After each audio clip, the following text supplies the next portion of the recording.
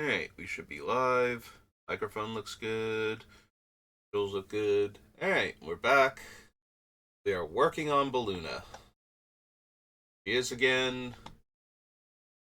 I don't know that this will be the final one. In fact, it probably won't be. The cutting process has been a grind at this point because I'm trying really hard not to lose any more of her adventure cards since she is nearly a third adventure cards in the total deck and like half of her spells are adventures. So really trying not to lose any more of them.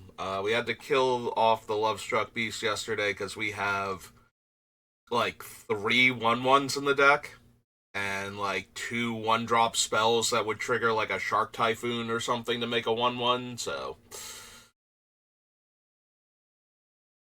yeah, at this point, I think it's safe to have cut him, but question now becomes what else are we going to cut? Because we have plenty of things on the list still, and they're all super helpful or utility cards now. So, whichever ones we cut, we're going to be losing something, and the only other option is to cut, like, mediocre adventure creatures, and I don't want to do that because that's kind of the whole point of the deck. So, just scrolling through the cards now, reminding me of some of the things we have on it before I take a longer, more extended look at each individual card. Just refreshing what is still on this list.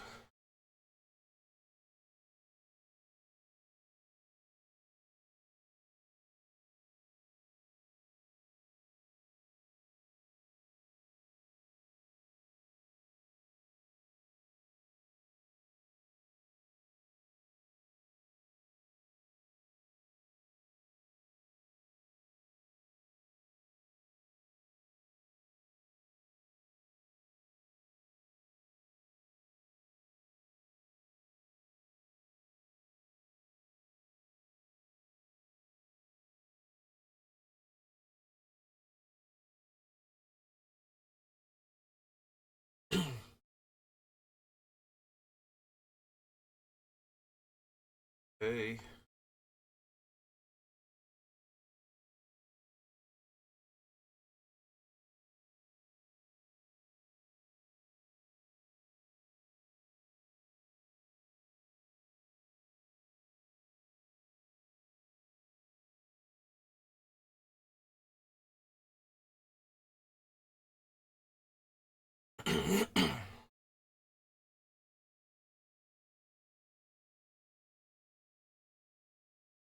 Alright, now we're into the adventures. Alright, so here's what I'm kind of thinking. So, a lot of the extra space that we have is being taken up by two subsets of cards. One of them deals a bunch of damage to our opponents based on the things that we are casting, the things that we would like to cast, like either casting a spell from anywhere other than our hand, casting an adventure spell, casting.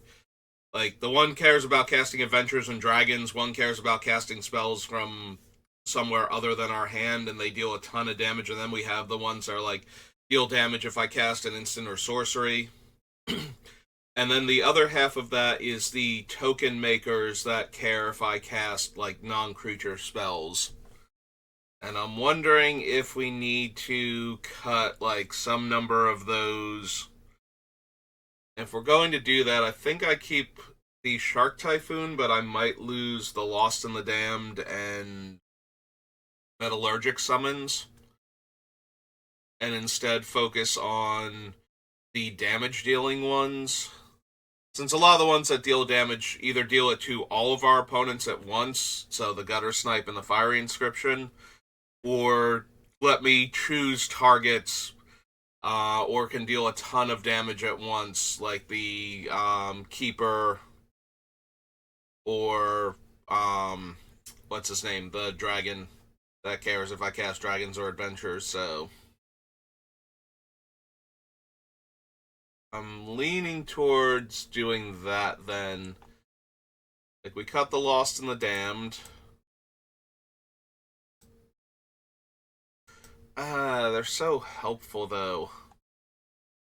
Like just having more bodies sometimes because our bodies in general are kind of on the weaker side. So going quantity over quality can help. Still think we cut the metallurgic summons. Their ground like the Shark Typhoon is making aerial attackers. The Lost and the Damned is a lot cheaper and cranks out 3/3s. But the metallurgic summons is kind of in the middle. Usually making bigger creatures, but it costs more, and they don't have an evasion ability, and we really can't make a lot of use out of the. If I have enough artifacts, I can sacrifice it to get the instants and sorceries back, since the adventure cards aren't those in the graveyard. The way it's worded. It's really the way it's worded. Like, they aren't instants and sorceries except when I have permission to cast instants and sorceries from certain locations without having to choose them as the target first. Then they count. And that's kind of a thing. Alright. The other thing that I can cut is the cards that are making these spells slightly cheaper. So we have Electromancer, Baral, Goreclaw, and the Spirit from the Kaldheim Commander deck. All of them help make my spells cheaper. And I do have a few, like, actually expensive spells that these are really cutting into the casting cost on. Also, it allows me to double spell sometimes in a turn, get two different things on adventures. Or net mana when I cast the dragon or the giant's adventure that make treasures. So that way we actually get more treasure out of it. Or, with the reduced casting cost, if we're copying the spell, we actually net mana instead of getting mana for future turns. So, yeah, I think Metallurgic Summons can go. I think that's the worst of the remaining cards along those lines, so just for the sake of getting a card off the list at this point.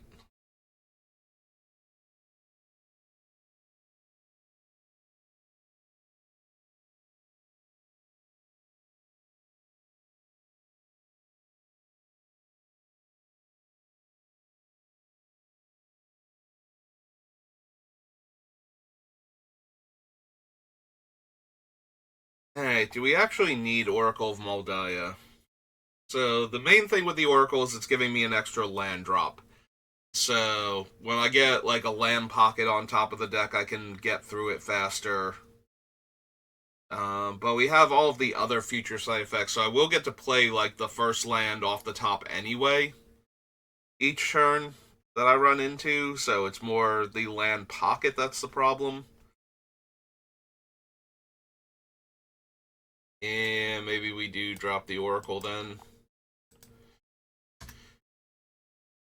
We have plenty of land-based ramp, I think, so we should be safe to cut that.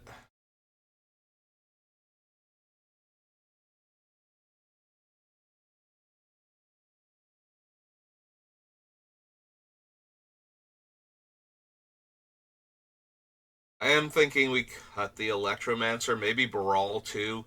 So, the instants and sorceries, it does help when we're trying to do things like make treasure off of the thing, but that only helps if we needed to basically use it as a ritual that turn in order to get mana. Every other time, it's just kind of a shrug, like, yeah, it was cheaper, so we have a little more mana to work with, but.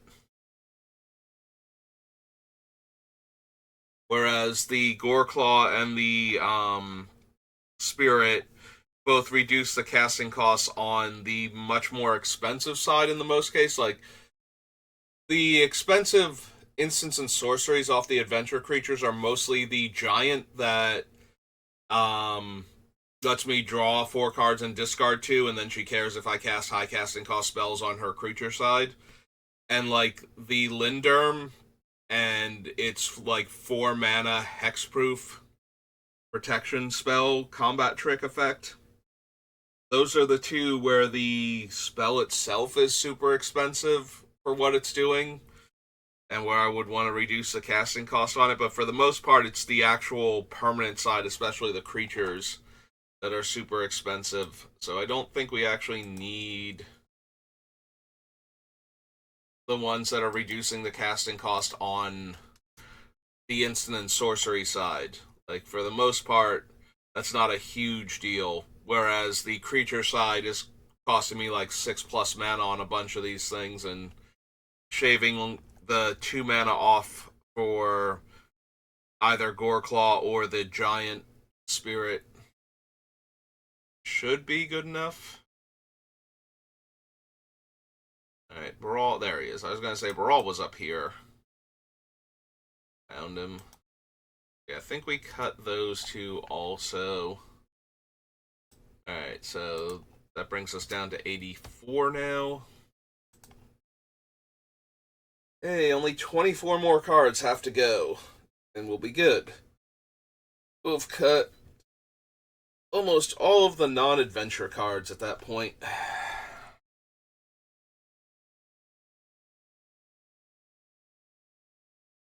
How many actual blue spells do I still have physically in the deck? Because I've got this Force of Will sitting here, but if I've cut enough of the blue spells, like if I'm mostly green-red at this point, with some blue, then I don't need it. So we have Mana Drain, Future Sight,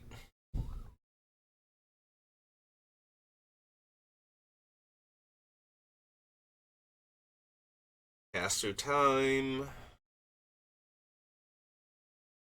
Melik, Reality Shift, Precognition Field, Borrower, Sprite, Shark Typhoon is 9, Malmore is 10, though I am considering cutting him. Lavika's 11.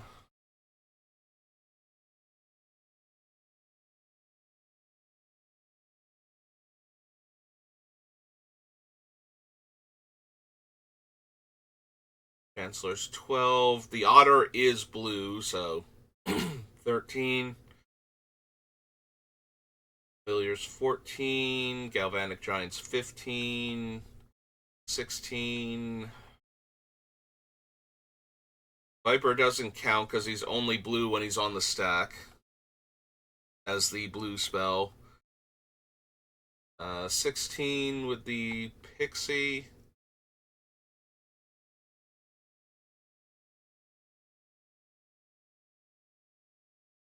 $17, $18,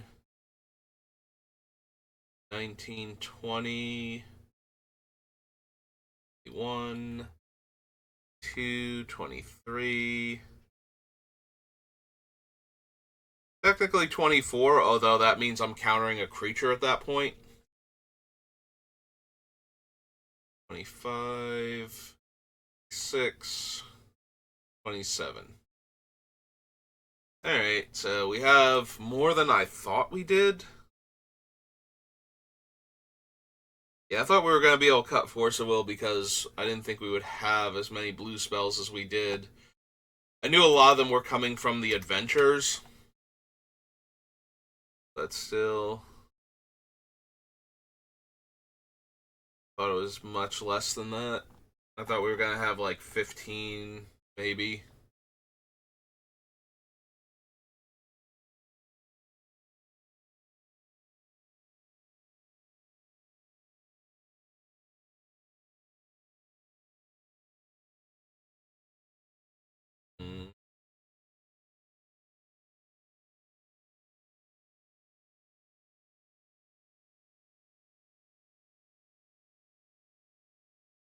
Yeah, I'm really considering cutting Balmor. The only thing that's keeping him in here is that he gives Trample. Giving the larger adventure creatures and all of the tokens that I can make +1 power and Trample just seems really good compared to other things that we have on the list. It also lets a card like Springleaf Avenger connect more often if he can suddenly gain trample and extra power mid combat from an instant being cast.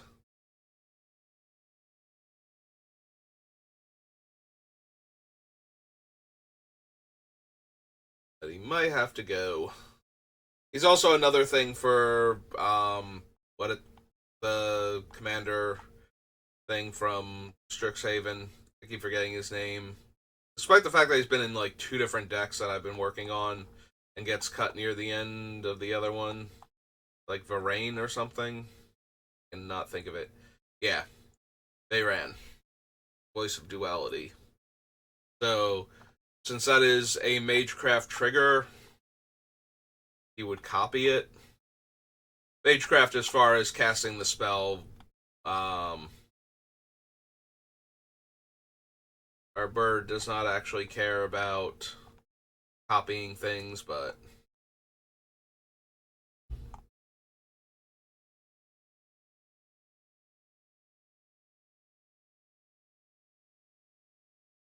like we have a lot of stuff that triggers off of me casting instants and sorceries under certain conditions, so Veyran actually seems really good right now. And the question is, are we going to keep all of that stuff in here to keep him playing very well? We have to cut a bunch of stuff before he starts getting terrible enough that I need to cut him. A lot of stuff is just cast triggers. Wonder if we cut the Worldly Tutor. We do have enough cards that let us play off the top that casting Worldly Tutor, especially if we got a relevant instant, like the Linurm, when somebody's trying to kill one of our things, if we can cast it in that situation, like the adventure side that gives hexproof, then I think we're doing really good. And if we can't get something like that, then tutor's kind of meh. Alright, so what are the things we can tutor for that are actually really strong? Where's our adventure creatures? Alright, two-headed giant, random double strike. Scalding Viper is a sorcery, so probably not helping. Sorcery. Horn Lockwhale, kind of. We can tutor him to the top, cast the adventure side with one of our future side effects, and get rid of an attacking creature that's a problem. And then maybe even cast the whale after that, depending.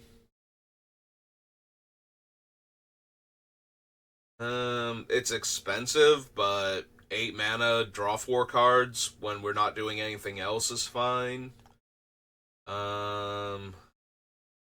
Frolicking Familiar deals 1 damage.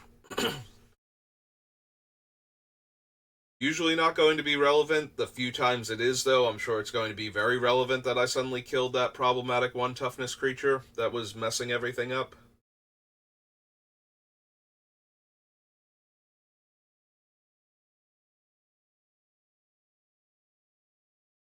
Probably don't need to get the young red dragon or the grabby giant, so counter a non-creature spell. Okay. Sorcery. Counter an activated or triggered ability of a non-creature. This one was already kind of questionable, but it does work. Like, the fact that it's a dragon works with the one cares about casting adventures and dragon spells. So that's kind of helpful. And there are times where countering an activated or triggered ability of a non-creature permanent or non-creature source, I think it was non-creature permanent, is still relevant. I do wish it just countered an activated or triggered ability, but you can counter a planeswalker activation, especially like an ultimate or a particularly devastating activation in any situation. You can counter things like an O stone getting cracked, or um, yeah, just things like that where you're actually getting a card's worth of value sometimes. Like if they ultimate a planeswalker and the planeswalker's going away now, and you can counter the ultimate, that's, you know, pretty good. Even if you just stop the ultimate and it takes them like 5 or 6 turns to build back up to it, that should give you time to kill the actual planeswalker. Maybe with a 6/6 Flample, or a four. I'm sorry, 6 mana 4/4 Flample. There's the Lindworm, which is probably my go-to example of something I would tutor for. That or the counter a non-creature spell. Those two seem like the most relevant ones we could do that with. Brazen Borrower, not terrible. Bone Crusher Giant is an instant. So we have like 4, maybe 5 things. Hypnotic Sprite. We're tutoring it to the top at instant speed to get something relevant. Then we have like the random utility, like, oh, I need an artifact destruction spell before they untap. Then Embrace Shieldbreaker is a good target. Like we already had stuff like that anyway. I was just wondering, like, how often am I going to put the card on the top so I can cast it with one of our future side effects? Because we already had the utility of being able to just tutor it to the top and then draw it and get the utility spell out of the adventure. So I think it's still strong enough. We are dramatically running out of room though. Things like I want to keep it all, and I also need mana to cast our spells. And 16 land seems a little low for a commander deck. Not gonna lie. So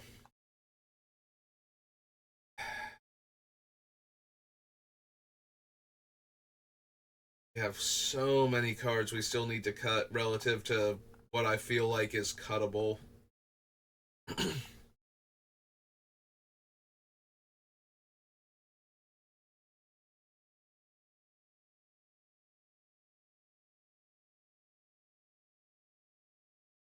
The Temur Sabertooth is easily repeatable, while what's her name, the Merry Thief, is once per turn basically, because I can only do it when I attack.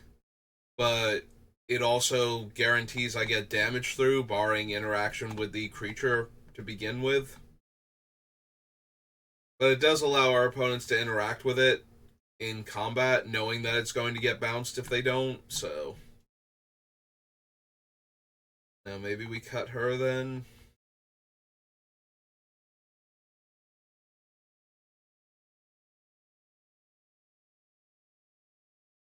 Like Allura or something.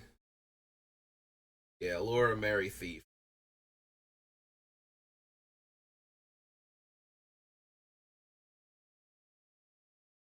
Yeah, okay. I can see cutting her.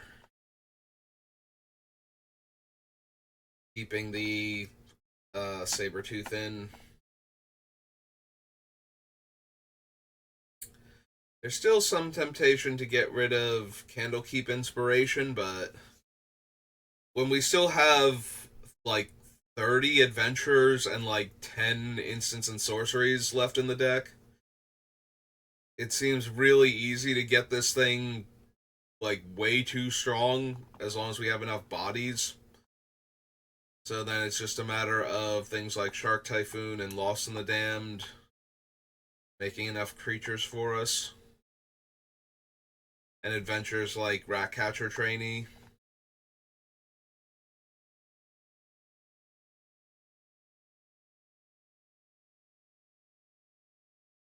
Alright, so we get rid of Allura down to 83.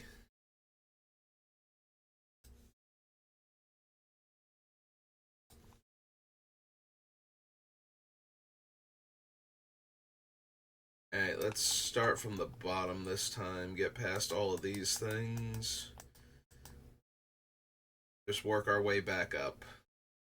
When I cast a spell from anywhere except my hand, I can pay 1 and hybrid red-blue to copy it. If I copy a perm, the token gains haste and exile it at end of turn. So she's a 5 mana 4/5 flyer. I don't get to copy the adventures normally. I get to copy the permanent sides, so they don't last. And I don't really have any of the other things that let me. Yeah, no, I think Mizzix can go. We'll find a deck for her eventually. Copying stuff is always fun, but I don't think this is the deck for her either.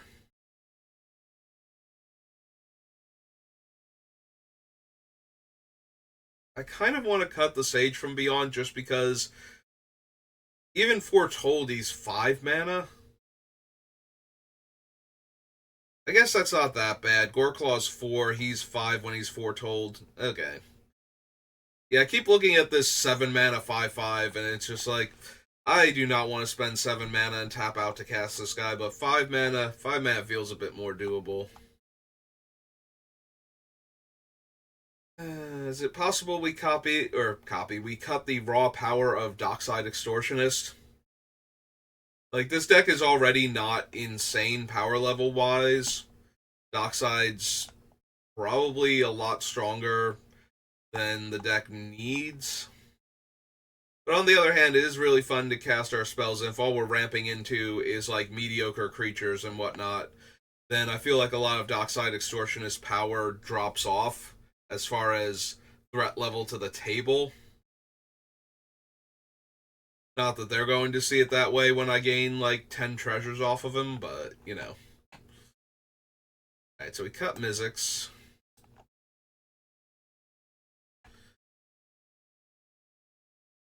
Okay, let's drop back down to the bottom and keep working our way up again.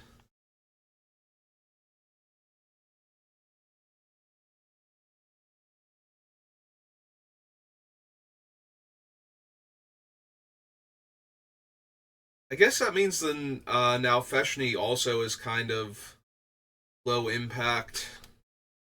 Because again, it's not going to copy the adventure spells except when I cast them off of something like what's its name? The Cast Through Time or whatever from Rise of the Eldrazi. Like, that's the only time I'm going to get the spell copied. Normally, I'm just going to get the permanent that's attached to it copied. And excuse me. Like, its commander, there's a very real chance that even if I make a random 5/5 or 6/6, it's not going to have good attacks that turn. Or it's going to deal a bit of damage and then go away. Or it's going to get trumped by like a random 1/1 token or something. Yeah, I'm kind of off it. We need room anyway, so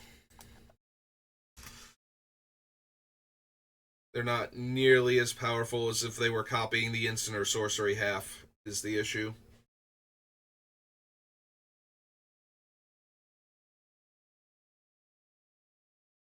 3 visits.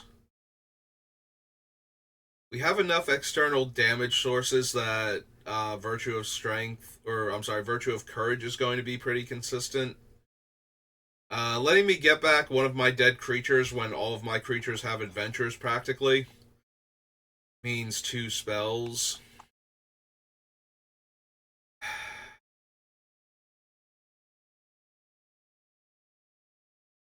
I have so many 5+ casting cost spells.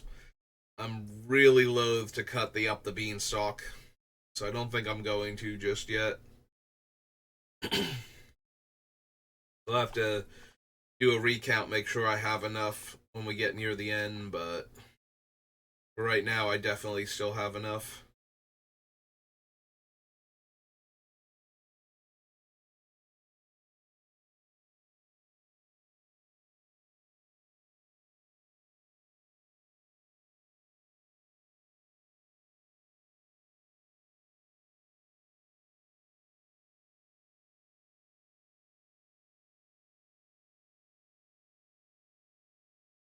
Guess I should double check the sword, see how many of these things actually have casting cost 2 or less.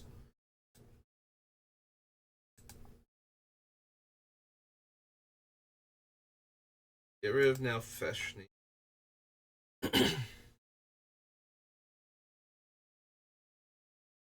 Actually, sort of once in future. What's the exact wording on it, real quick, before I start checking what I can and can't cast off of it?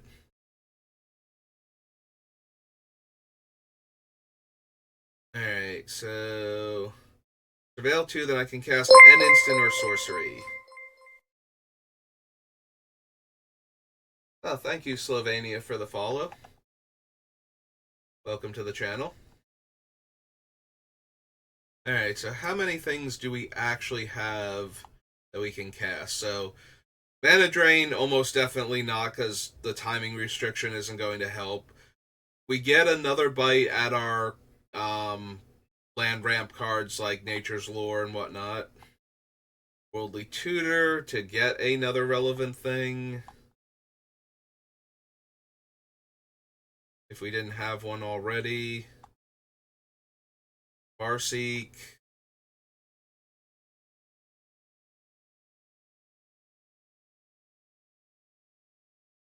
Snipe. Relic.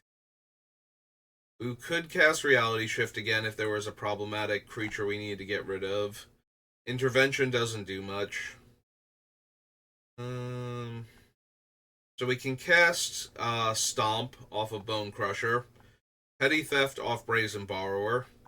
So I'm already liking this thing staying in. The Battle Display. Mesmeric Lair doesn't do much for us.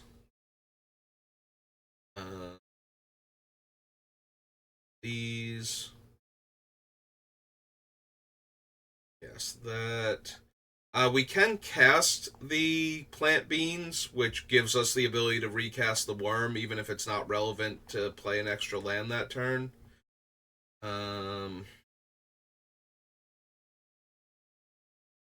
We can cast the Adventure side of Elusive Otter because its casting cost is technically 1. So we could choose to cast that without... We do it without paying the mana cost, though, so we can't get any counters on anything. But it would let us recast the Otter for what that's worth. That's super low impact, though. The Otter is like one of the worst ones for their creature side, so... We do get Frolicking Familiar, so we do get to deal a point of damage and then get a 2/2 flying pseudo prowess. Grabby Giant we can cast. Target opponent's attacking creature, so that's never going to happen. Horn Lock Whale can't come back. A Picnic Ruiner, no. Questing Druid, yes. Scalding Viper, yes. Stormkeld Vanguard, yes. Technically, I can cast the Twice the Rage off of Two-Headed Hunter just to get the Giant back, similar to the Beanstalk Worm. Can cast Virtue of Courage and Virtue of Strength out of the graveyard that way. Revisits works. Go to Force of Vigor. No. Limb Worm is too much. Yeah, unfortunately, we could actually cast the Adventurer if it were cheap enough off the Emerald Dragon to try and counter the trigger off of the sword. I believe it's still on the stack. I have to double check that because you're casting it during the resolution of the ability, so maybe not. Maybe it's not a valid target.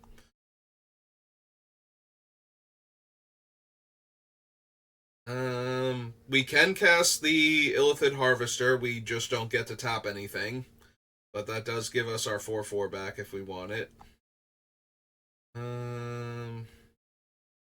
Sapphire Dragon, no. Sword Coast Serpent, yes. The Hunter, yes. Both of the young dragons. Yeah, no, there's way too many things we actually do get to cast off of once in future if we connect. Alright, nope, that one gets to stay.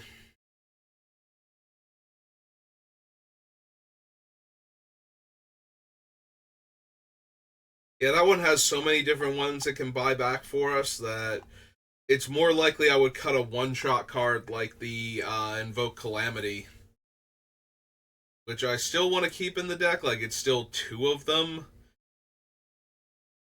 What's the... Its total casting cost 6 or less. Alright, so we can't do anything fun like the Bramble Familiar. We can very easily get two of our adventure cards back from the graveyard, though, with this thing. We do have Once in Future and Bosium Strip, though, to do the same thing. I was just so excited that it let us cast the things without targeting, so that way it was a workaround. But yeah, maybe we have enough other ways to do it that are reusable that we don't need a one shot that can't even hit everything, because it can't hit things like the Bramble Familiar or the Galvanic Giant. So maybe we cut the Invoke Calamity then. Alright, making progress. 20 more cards.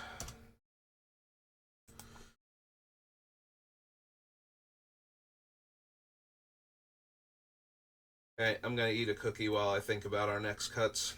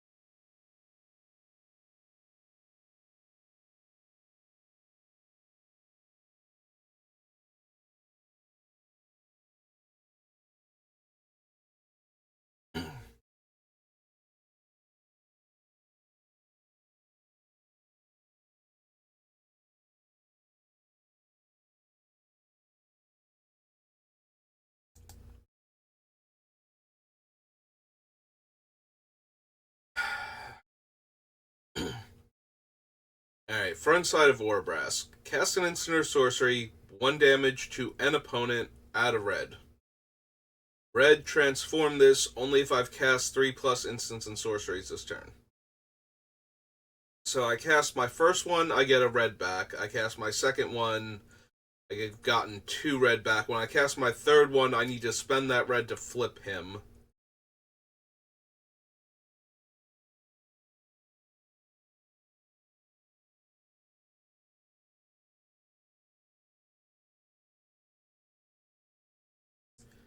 I'm starting to think we cut Orabrask, and so the logic behind it is Orabrask is at his best when I can cast a bunch of the adventure cards from my graveyard during the turn where he flips back in order to send them all off on their adventures, effectively getting back the permanent spells on top of that.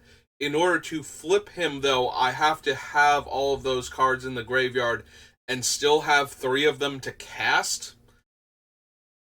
And while the deck is roughly a third those spells, I still have to have 3 of them that are all castable in the same turn, with the added benefit of getting 2 extra red mana out of him to do it with, so that I can wait 2 turns in order to cast all the... Yeah. Like, I do like Orabrask, and he is trying really hard. It's a really cool thing, but think it's okay to cut him.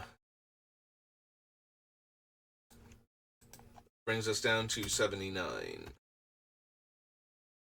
Alright. Oh, worked last time. I'm gonna eat another cookie now.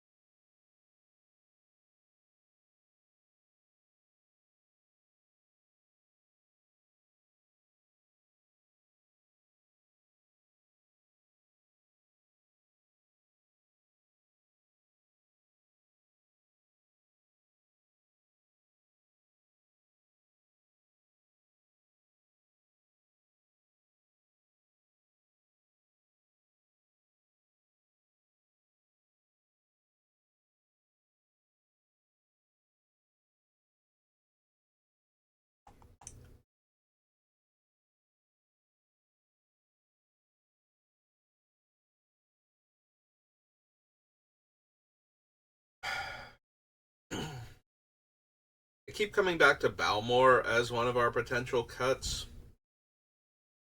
Like, we still have Goreclaw to give our larger creatures trample, but then we don't get the added bonus of giving these smaller creatures extra power and trample that Balmor gives.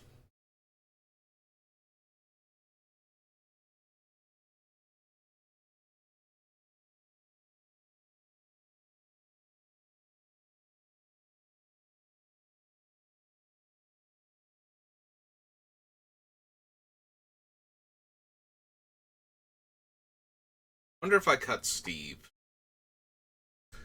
So, the biggest reason to cut him is that I need to send Sakura Tribe Elder to the graveyard to get the land, and that puts him in the graveyard, which can mess up the Bosium strip.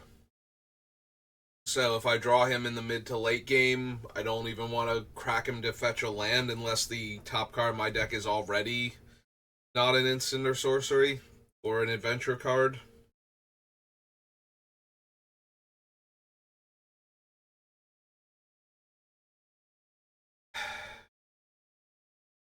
Because I'm already thinking about possibly cutting one of the ramp spells, and I think he's the worst one. He's also not something I can flash back off once in future. We don't get an extra copy of him if Cast Through Time is out. Now, granted, Cast Through Time is a 7-drop, so I'm not, like, hurting for land, but at the same time, if I got to get 2 of them out of the deck for casting it at least, that does increase the chances of getting another spell that I want. The upside to Steve is that he can shuffle my deck when I need to change what it is for future side effects, but that's true of all of our fetch lands also. So, yeah, I think we can cut him. I don't think we can cut any of the other ramp spells at this point, though. Because that only leaves us with, was it like 5, 6 ramp spells? Where's my ramp list? Oh, right. Technically, we have things like the Bramble Familiar also make mana and the Beanstalk. Okay, so yeah. I think that's fine then. To actually cut Steve off, I forget if I moved this down one or not. I think I did. We'll double check once we get closer to the end. I threw myself off by wanting to get him off the lower part of the list too.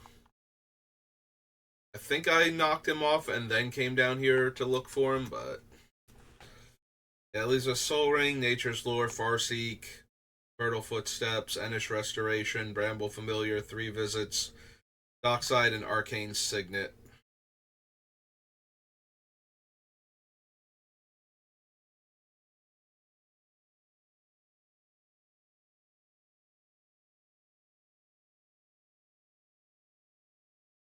All right, I'm missing the what's its name? The storyteller pixie from down here. Hey.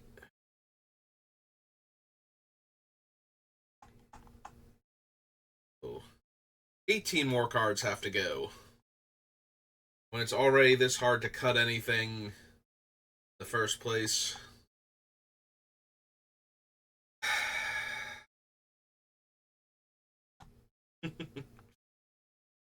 Just so many cards I don't want to cut. I'm hoping I find another thing where it's kind of like the Mizzix and not Baylor, now Feshni, where it's just like, no, these cards aren't as good as I thought they were in the deck, and I can cut them, but my brain just wasn't registering like what they were actually doing in the deck or how the build of the deck has shifted to kind of push them out of the like off to the side where they're no longer as powerful or weren't really as powerful as I thought they were to begin. Ooh, excuse me, to begin with.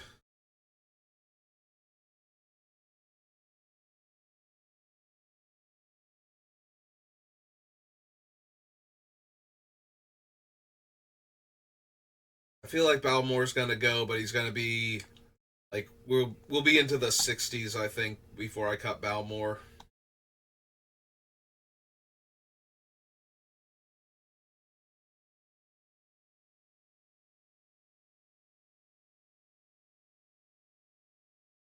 I don't know. Maybe I need another count of my non-adventure cards, which makes me want to count the whole thing to see if 78 is correct. But real quick,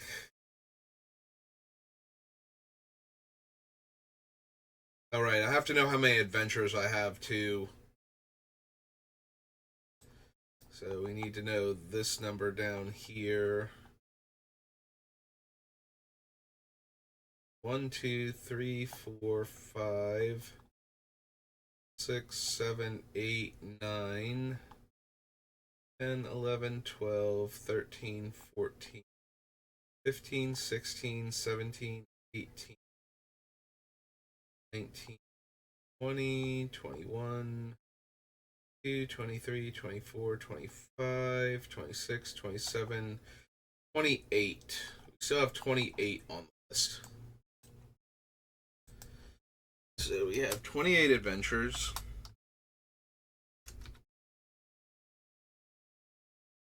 So almost a third of the deck. Still. We lost a few of them, but that's okay. So out of the 60 cards, that leaves us with room for 32. Alright, 31 because Beluna. So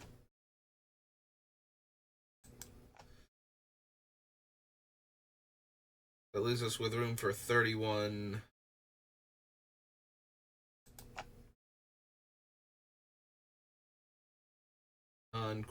non-adventure cards. So the count is 1, 2, 3, 4, 5, 6, 7, 8, 9, 10, 11, 12, 13, 14, 15, 16, 17, 18, 19, 20, 1, 2, 23, 24, 25. Damn it! I start counting the adventures. 25, 24, 23, 22, 23, 4, 5, 6, 27, 8, 29, 30, 31, 32, 33,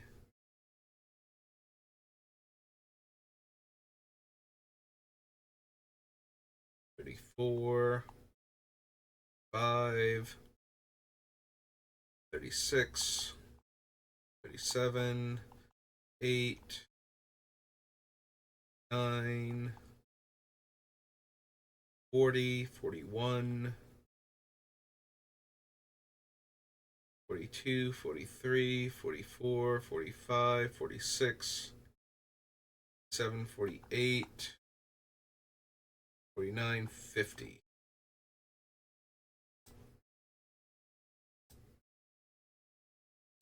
Gives me 79 cards. So, cut one too many then? Because I didn't count Beluna that time. Unless I've really messed up with the count. I'll do another count later on, but... So right now, ostensibly, I have 50 non-adventure cards.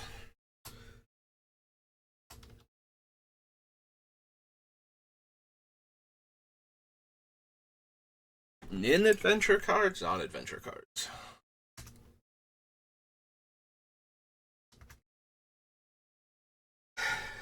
Okay. So I need to lose 18 cards. I need to lose 18 off of that 50. So I have room for 32. Not right. I have 50 adventures, 29 adventures, 50 non-adventures. That's 79 cards total. Need 19 cuts. So if I cut 19 cards from the 50, that's 31 left over. Right? Okay. So I have room for 31 non-adventure cards.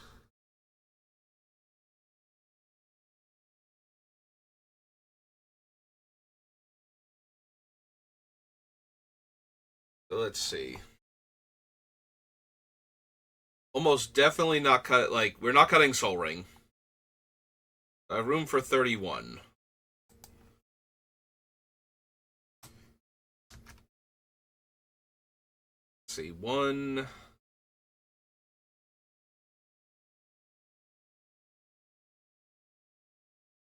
Yeah, I don't feel like we can cut the ramp, so Nature's Lure is 2. Osium Strip would be 3. Survival's 4.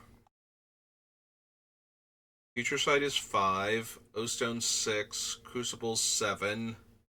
Top is 8. Farseek's 9.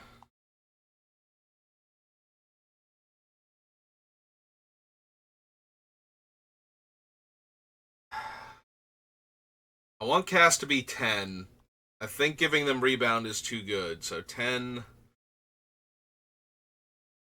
11.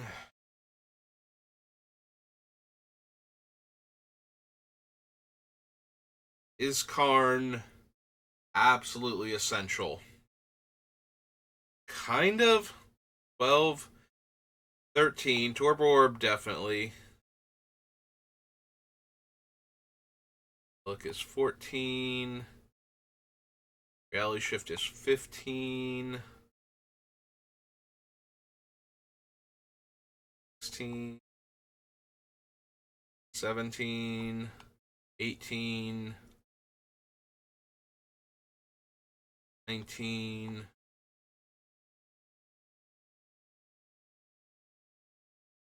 20. 1. 2.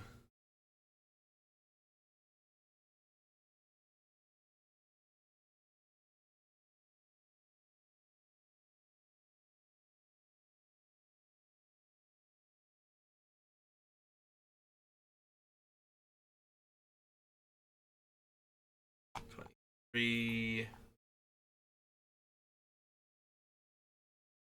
4.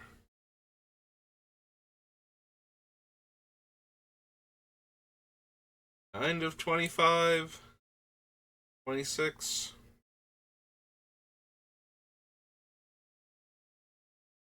Seven, 8.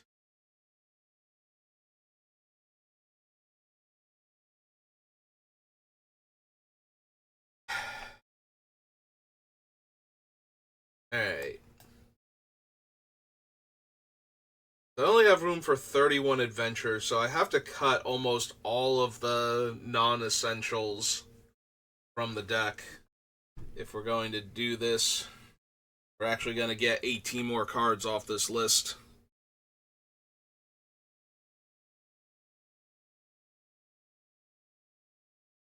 Yeah, it is over half the non-adventure cards still on the list.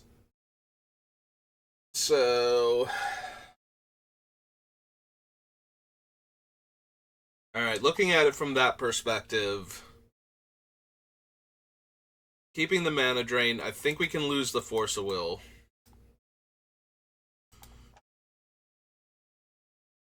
Alright, Worldly Tutor is not essential. Survival I'm counting as essential. Future Sight, O-Stone, Crucible, Sensei's Top, Farseek. Pass Through Time I really want to keep in the deck. Beast Within, Karn Liberated, and Torpor Orb. Gutter Snipe is not on the essential list, but we need some combination of them to deal damage, so I'm gonna see what else is non-essential that we should cut. Alright, Reality Shift is staying. Temur Sabertooth is staying for right now, but it could get cut. Heroic Intervention can go. I hate cutting that one, though.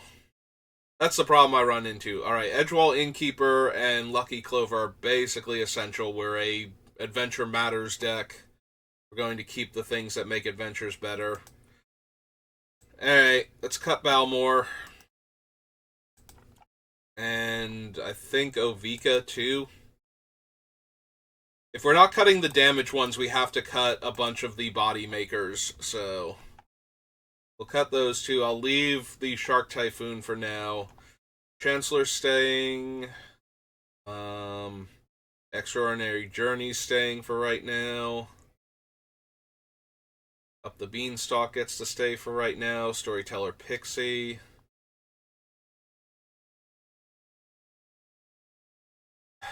Goreclaw is not essential. Yeah, Goreclaw is not essential. Sorry, Goreclaw. Helpful, but not essential, so...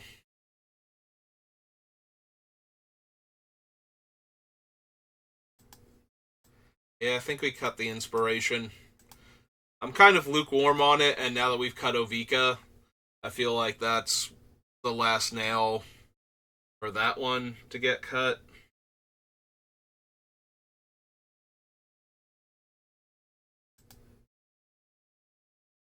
Alright, we get rid of the Sage, and we get rid of the Lost and the Damned.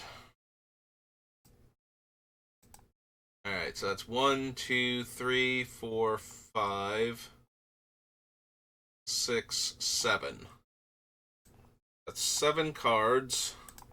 That's down to 71, possibly 72. That's 7 off of this. So, 24.